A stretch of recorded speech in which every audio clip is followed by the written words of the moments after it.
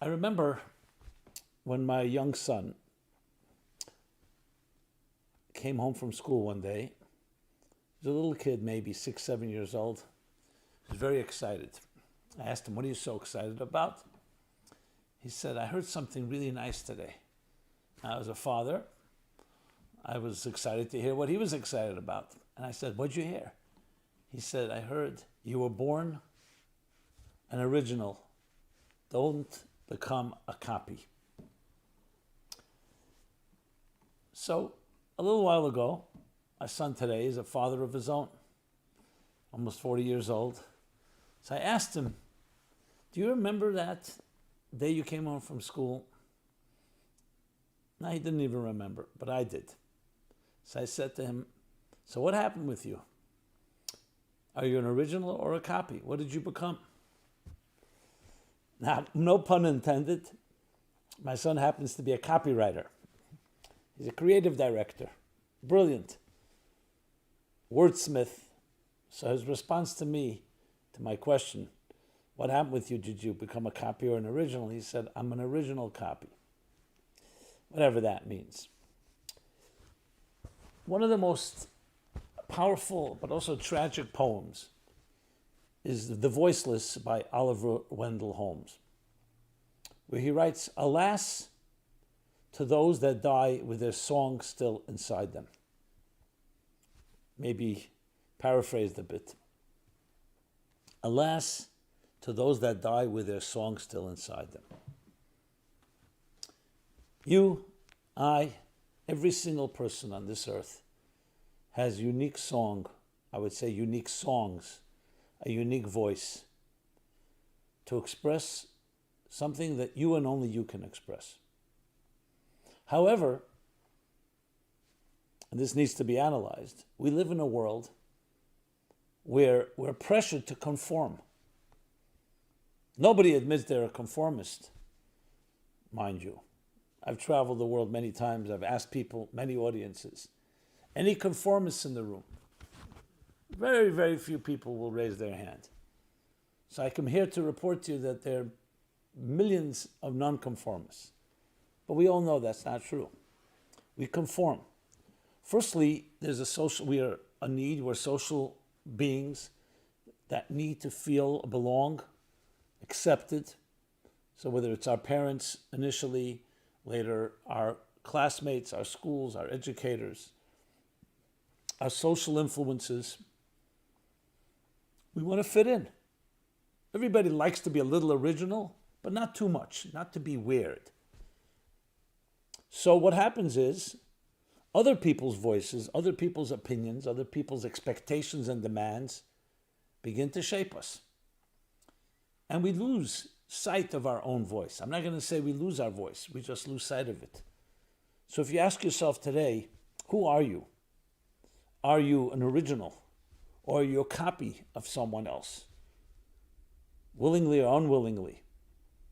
Consciously or unconsciously? Not such an easy question to answer. Because we'd like to think that we are being ourselves, being original, being unique, being out of the box, but then the question is, what does your box look like before you're out of the box? And remember, especially early impressions in our formative years, impressionable years, shape us to the point we may not even know whether we're following our own program or someone else's. How many of us are still really just doing what our parents wanted us to do and never found our own voice? And if you have parents who are demanding and pressuring and very insistent and also suffocating, often we just give up. And at such a young age, we don't even know about it. We're not even aware. You have someone that criticizes you a lot to fit a certain way. So often you become someone that you were not necessarily even meant to be. It's not always bad thing, influences. But one of the most important things, it's actually from the Bible, Abraham, the great Abraham, the original nonconformist, the original pioneer, trailblazer. The first thing that he's told is, leave your homeland, leave the birth of your parents, Leave the place, the birthplace, where the home of your parents and your birthplace. 3 different expressions. Leave your land, leave your birthplace, and leave the home of your parents. Because it's emphasizing that these forces in each one of our lives shape us. They turn us into the subjective creatures that we are. Now, not all influences, I said, are negative, but many of them very often limit us. They constrict us. And we feel we'll only be good if we do this, if you do that. So how do we create a balance where we can learn from those influences in our lives, but that they don't redefine us, they don't reshape us. They actually help us become who we should be. You know, every bird, and the same with every human being, needs to have a nest. We need nurturing, we need protection, and we need direction and guidance. That's what good, healthy parenting would do. But what happens as the bird gets older? You want to be able to spread your wings and become yourself. I always think of the tree. The tree, the only thing that grows in 2 directions at once. Deep roots, firmly founded, unwavering, strong. But then the tree expands outward, branches outward, and produces its own leaves and fruit. That's what life is all about.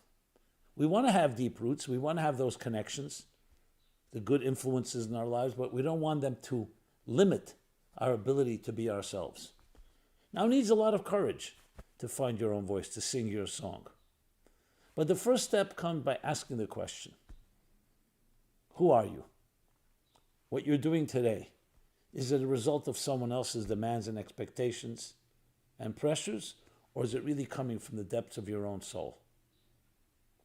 So that question is critical, because half the question of a wise person is the answer.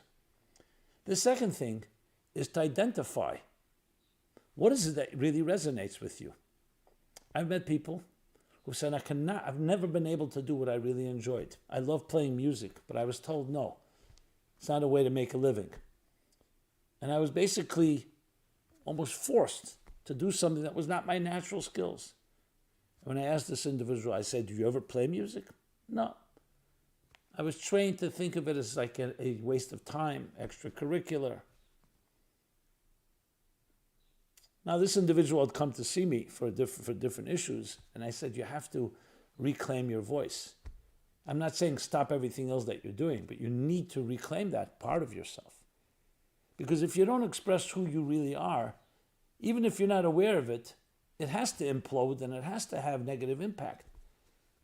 So maybe we can get away with it for a while, but at some point, a deep restlessness, a deep, I would say, lack of fulfillment will settle in, because it's like a part. Imagine someone saying to you, don't use your right arm. Don't use your right arm. There's no way that that can last. At some point, that right arm is going to be compelling you, making you feel that I need to express myself. And the same is with our psyches, with our souls, with our individuality. So, number one is to ask the question. Very often you ask someone, who are you? I've asked this question many times, and they give me their business card. I said, that's not who you are, that's what you do. Sometimes I'm met with silence, and sometimes the person will say, hey, sadly, I've been doing what I do so long that what I do has become who I am. Do you hear that? Who you are should define what you do. The captain should be directing the ship, not the ship, the captain.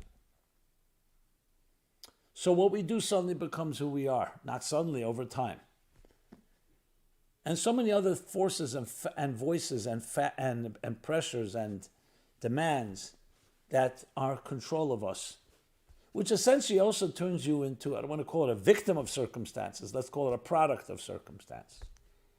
Reactive instead of proactive. Who needs what from me today? Instead of waking up in the morning and saying, what am I here to contribute? What is unique? What does my voice have to say? And some people are terrified to even go there, because after years and years of conforming and satisfying others, and yes, maybe with your unique flavor, we all like to add something. There's always also feigned rebellion, where we so-called imagine that we're also breaking a rule or two, but you haven't really found yourself.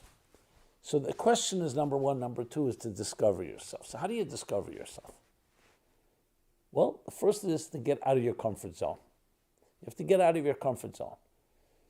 I often ask people, when you go to a party, you go to an event, what do you gravitate to? The people you know or the people you don't know? Most answer, I go to the people I know. It's more comfortable. Begin meeting people you don't know. People you know you can always go to other times. Not because you have to avoid them, but because you're trying to get fresh air into your life. You want something different, you have to do something different. What do they say in recovery? Nothing changes, nothing changes. If nothing changes, nothing changes. Or I'd like to put it, if you thought what you thought, if you think what you thought, if you say what you said, if you do what you did, what are you going to have? What you had. It's a mathematical certainty. But we have this illusion, what they call is insanity, doing the same thing and expect different results. It doesn't work that way. Action, reaction, cause and effect. You want something different, do something different. Say something different. Think different. That's the key. Meet someone new. Try something fresh. Bring fresh air into the picture. Because even if your recycled air is manageable, which is also questionable, but let's even say it is manageable, it's not going to create growth. At best, you'll be going through the same routine, the same rut. Fresh air is through new people, a new activity, take on a new hobby, read something new, join a new group, initiate above all. Because to be proactive means you have to initiate. As long as you're not initiating, you're also undermining your own self-confidence. Because in a sense, you're always relying, okay, let someone else initiate and I'll come along. Doesn't have to begin big. Doesn't have to be formidable and intimidating. Begin with small things. Host once a week or once a month something in your house. A discussion group, over tea, a book club. Initiate. You won't believe what kind of effect it has. Besides building confidence that you see you can initiate, it will draw out your unique skills. Do you remember the first times you went to summer camp? Or the first time there was a project at school? Certain excitement about doing something that you uniquely did. I remember I was in summer camp as a teenager. We had color war. We all know what the color war is in camp. The bunks, the kids, the campers are divided into two teams. And I remember on our team, there was an individual who was very talented, who was supposed to write the song, a theme song. Well, he got fever. He ended up in the infirmary. And the captain of the team came to me, the general of the team, and said to me, hey, your father's a writer, right? Maybe you write the song. Now, I never wrote, in school I did some writing projects, but I never did this. And it wasn't a professional, this was a camp. So I said, I can't do this. He said, you'll have to do it. I need it by, he gave me a deadline within the day. I had to do it within a day. I sat down under a tree, I remember. I hummed a tune to myself, and I began writing words to that tune. It was about a relationship with the divine. That was what I was going to write about, prayer. It ended up being pretty good. We actually won. Our team won. I look back at it now, a little childish, but regardless, I remember it was the first foray I took. It was like the first time you dive into water. It's not easy, but it opened up a new vista, a new horizon for me. And not in that after that I began writing, but I tried it, and then I did more of it, and I enjoyed it. And it was always difficult, and it's still difficult. But that's what it means, and then you find your voice. Every one of us has that voice, has that song. But you have to ask yourself, and you have to compel yourself, feel that you want to get out of your comfort zone. If you're not going to do that, you'll remain where you are. That's how it is. There's no magic trick. So first ask yourself the question, who are you? Are you a copy or an original? And if you're not sure, it's time to discover yourself. And you do so by going out of your comfort zone, meeting new people, trying something new, challenging yourself, having a discussion with someone that you disagree with, not someone that you agree with or agrees with you. A disagreement in a civil way, in a pleasant way, but hear a different opinion. And you need to make a case for what your opinion is. And you may even change your mind, or you may not. But the point is to open ourselves up to wider and broader and more expansive possibilities. That's how you discover yourself. If you think about it, it's probably the greatest tragedy if a person at the end of their lives cannot say that I really sang my song. On the other hand, what greater joy than being able to say I did sing my song. That inspired me and inspired many others. Now, just since we're using the analogy of music, so just as it is with music, this doesn't mean at the exclusion of others in your life. We're not talking about a type of a fierce individuality that annihilates everyone around you. But take music, different musical notes, each one unique, or in a symphony, different musicians, different instruments, but they all join together in a harmony. Each one needed and each one needing the other. Take the human body. Take nature, a healthy organism made up of trillions of cells. So many different systems, but they're all coordinated, working together. And if they all became the same, a clone of each other, that would be destructive. That's the paradox. Individuality, but the harmony within diversity. And that requires transcending your ego, because this individuality that I'm describing here is not an ego trip. It's not a control game. It's just the expression, the humble expression of yourself. And at the same time, recognizing how others can support and can complement you. But it's not by becoming them and them becoming you that solves the issue. I love the expression from Rab Nachum Mendel of Kotsk, the Kotzker Rebbe as he was known. He puts it this way: if I am I because you are you, and you are you because I am not and you are not. But if I am I because I am I, and you are you because you are you, then I am and you are. Simply put, if my identity is defined by being in juxtaposition to yours, I need to know where you are before I define myself. And you need to define and you need to know where I am before you define yourself. Then it's the blind leading the blind.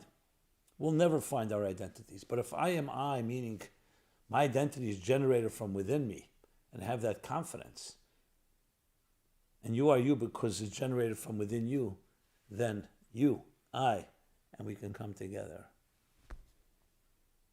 That's why you'll see people who are very comfortable in their own skin, very secure, are the people that are easiest to get along with. Coexistence comes natural. Because I don't need to fight for my turf. I know who I am. I don't need to take anything from you to become bigger. You don't need to be wrong for me to be right. It's a blessing to meet people like that because they help you learn how to be confident in your own right. The best teachers, the best mentors are the ones that are not going to tell you their opinion, even if they have a very strong one, even if you want to hear it. They will help you develop your opinion. They won't tell you what to think. They'll teach you how to think. And you look back, you'll see people like that, the restraint. Even though there was a question and you knew they had an answer, they didn't answer. They wanted you to answer. To develop the tools, the methodology. These are all indicators and all methods of how you discover that inner voice. So if you have found it, God bless you. Great. Learn to express it more. Learn to teach others how to find their voice. But we understand the forces at work. Thoreau writes, most men lead lives of quiet desperation of life, of survival, of existence, the pressures that turn us turn our routines into habits and habits into principles that are very now etched and locked in, very difficult to break out of. But that's what the human spirit is about, the ability to break out of that.